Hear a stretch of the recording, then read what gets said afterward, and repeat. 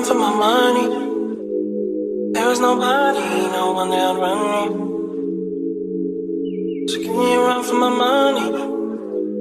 Sipping bubbly, feeling lovely, living lovely. Just like. If you own a food truck, cater, or own a small business, you might want to stick around for this video.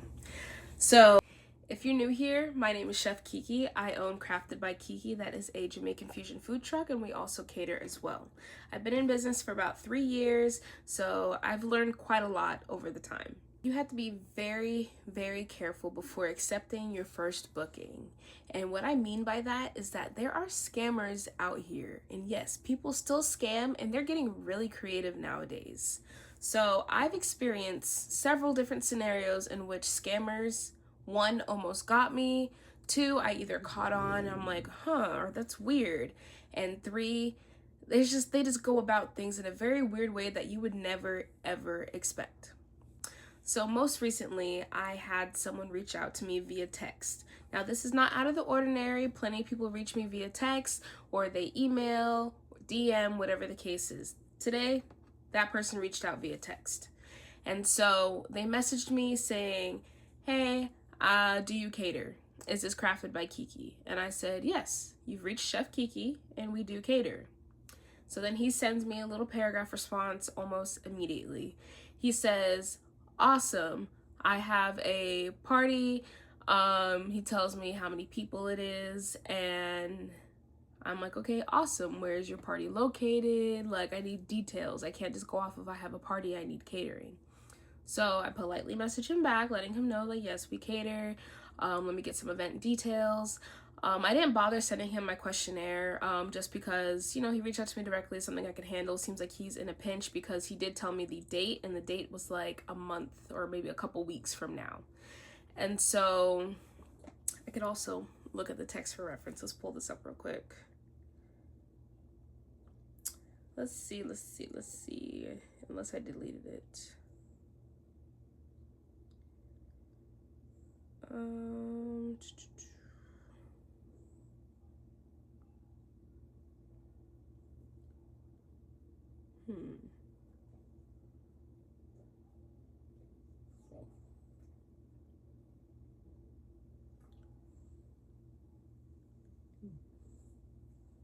Okay, here it is. So I'll read you word for word how this conversation went.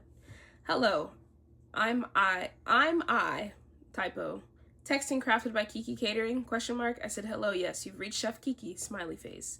He said, I'm Kevin, and I got your number on Instagram. Like I said, not out of the ordinary. He said, would you be available for an engagement on July 8th for an engagement party? And I said, hi, Kevin, thank you for reaching out, and congrats on the engagement. I may be available July 8th. To check my availability and put together an accurate quote, could you please provide me a few details?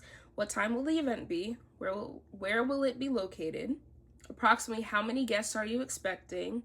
And will you be looking for food truck service or catering? Because I offer both. We can cater from the food truck, or we cater scoop by the pan.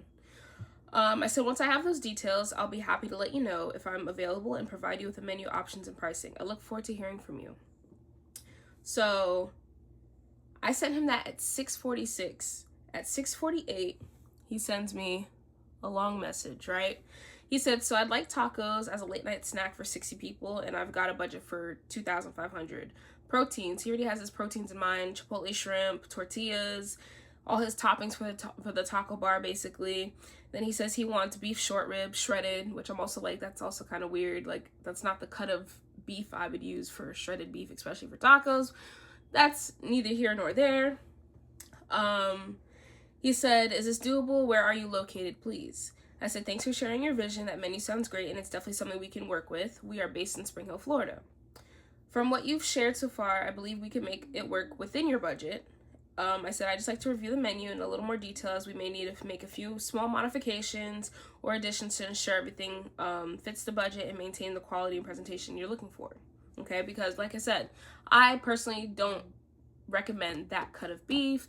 He had some special requests for sauces and tortillas and whatever else. He said, okay, that's fine, let's do it.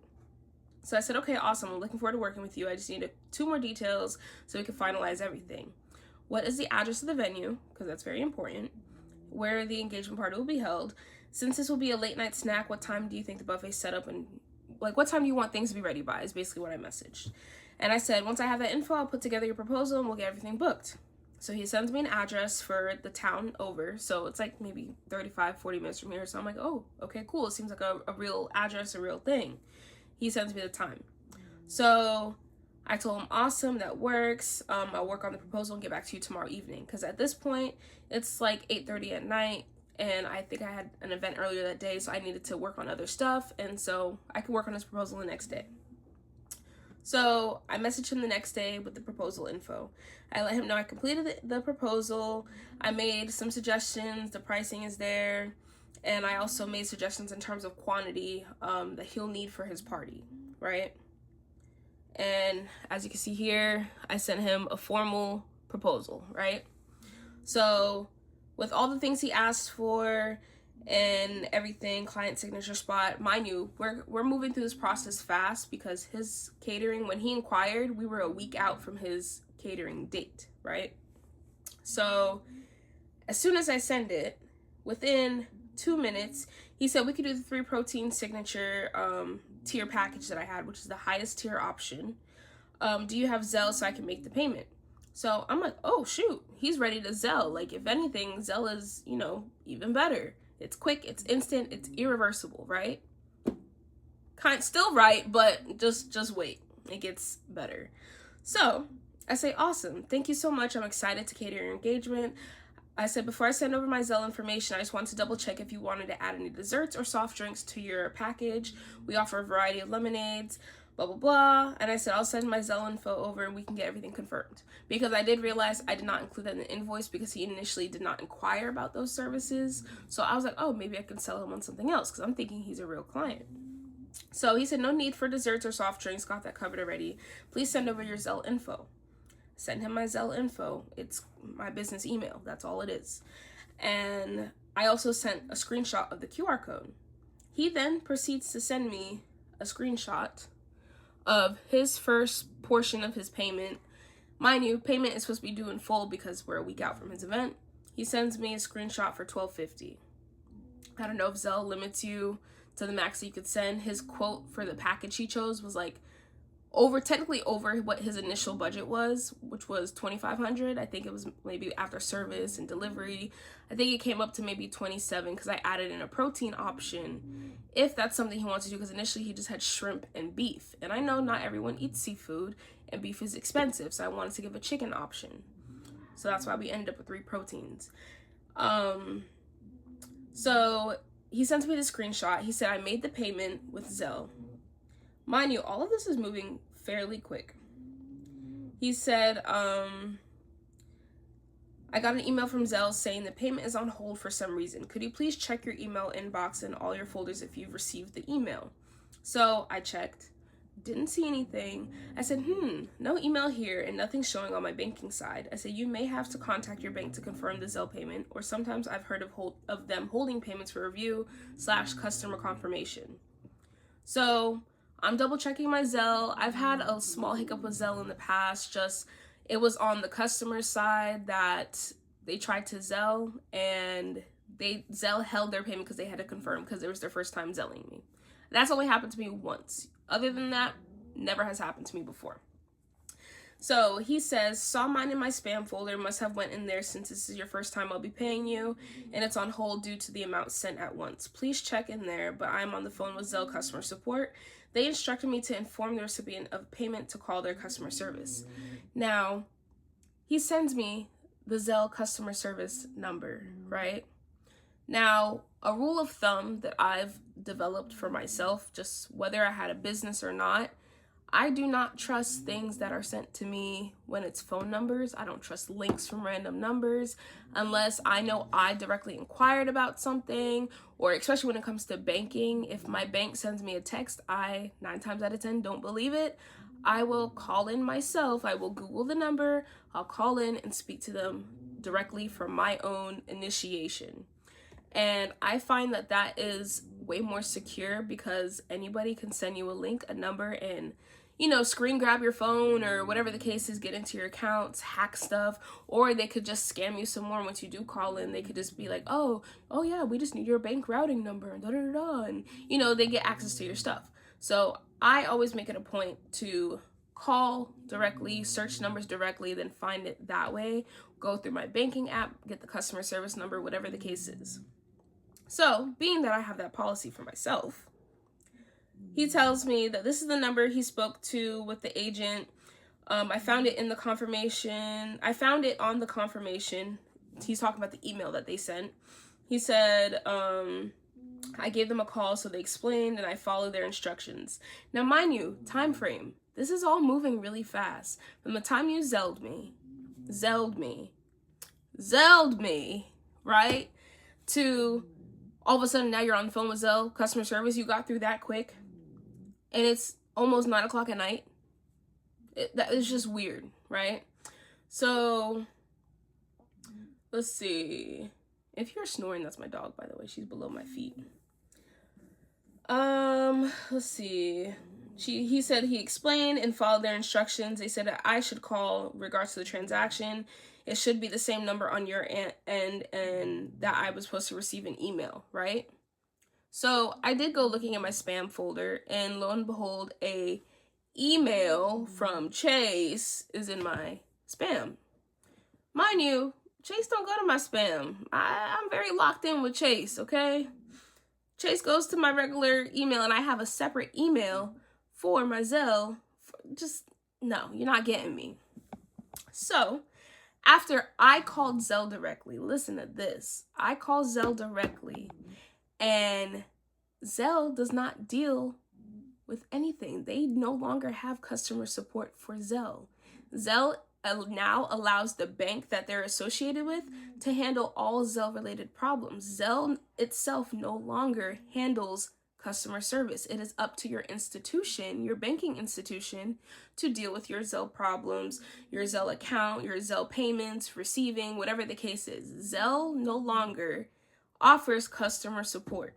Your bank does.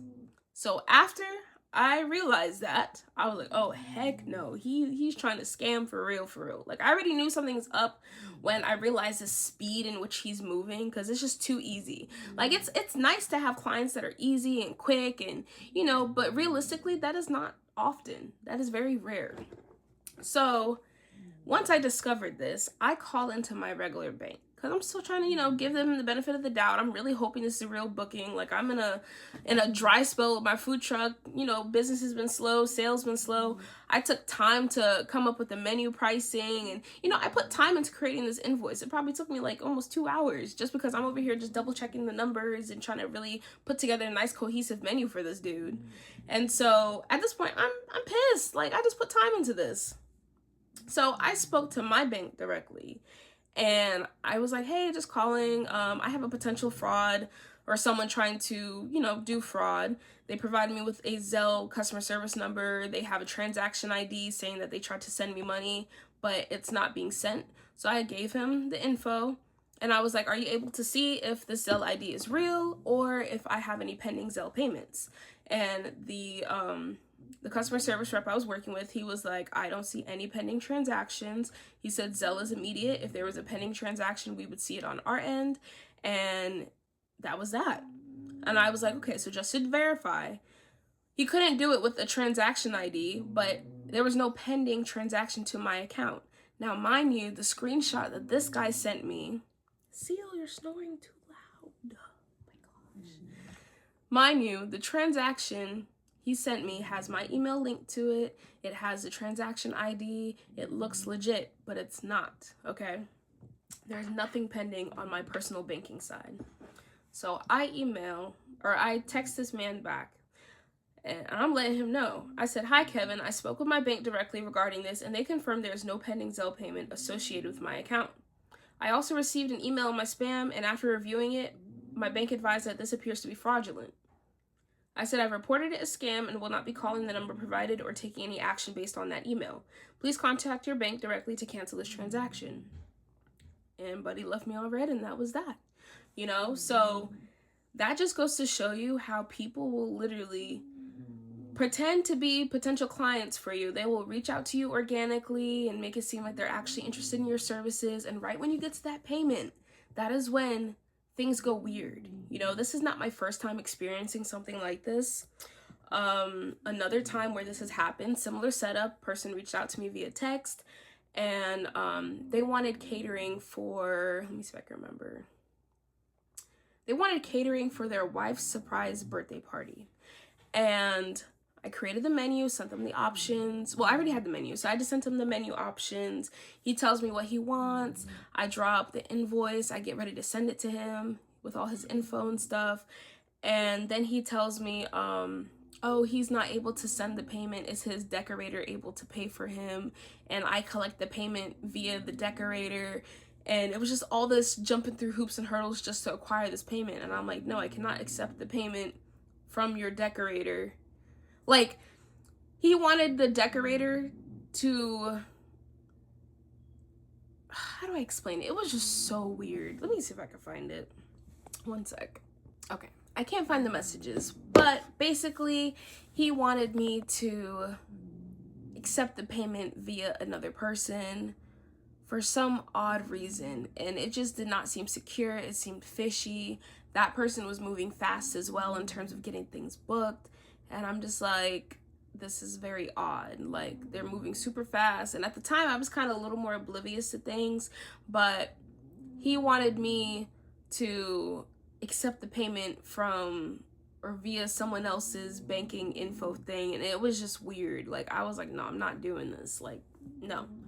And lastly, I do want to mention other ways people, are, pulling the wool over people's eyes, scamming, is via Facebook and Instagram. So a lot of times, being a vendor, we're finding events from social media. And AI is certainly making the scamming a lot worse. I will definitely say I've seen a big difference. I've been seeing, better quality scams because of AI. Which, thanks AI, but so people post false events. They pretend to be event coordinators, or they see a popular event in their area coming up, and then they try to make accounts and make it seem all legit, like, oh yeah, we're hosting a strawberry festival in Hernando County, and it's $300 to be a vendor, and email so-and-so, and they have formal flyers, and it's done up, right?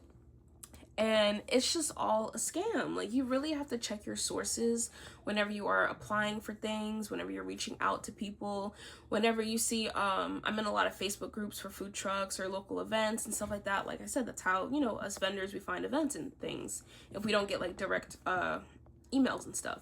And so a lot of times other food truckers, they're like, messaging each other like, hey, is this a scam? Has anyone worked with these people before? And thank God for people that, they go to the keyboard to start trying to figure stuff out as well, and then they share what they find. And so a lot of times I find other food trucks post like, hey, don't go to this person, it's a scam, like these are the real people you should contact. Or they say, hey, they reached out to me, this is, very spammy, very not who they say they are, stuff like that. So that's another thing that I like about the food truck community, is that a lot of people, at least the people I've experienced, they're very honest and they respect each other's hustle. And we all hate our time being wasted. Owning a food truck, running a food truck, it costs money. Running a business in general, your money is on the line, things are at stake, your livelihood is at stake, stuff like that. And I truly hate that these scammers are out here doing this to small businesses. Not saying it's right to do it to the big corporations, but hey, leave us small business people out of it. Like, we're already struggling, we're already trying to make it. Like, we gotta figure out how to put food on our table, roofs over our heads, and you want to come over here and try and scam on us as if we even have money to lose, right? So it truly pisses me off that this happens. It happens so often. So I just want to advise everybody to check your resources. If you are interested in an event, make sure you do a deep dive on the accounts that are posting it. Reach out to other people, call directly. If you see, oh, your county is organizing an Easter egg hunt, or I don't know, 4th of July, whatever the case is, Google it from an official website, find a number, contact people, or find an email and contact people that way. So that way the people on Facebook, you're not directly reaching to them. Now, sometimes that is their only point of contact, but you just have to be really careful, be really hyper vigilant about analyzing the flyers and things you see online. Some events are legit, some events are not, and that's the sad truth in it. And sometimes it is hard to pick apart what's true and what's not. It is hard, especially, like I said, AI is making it harder.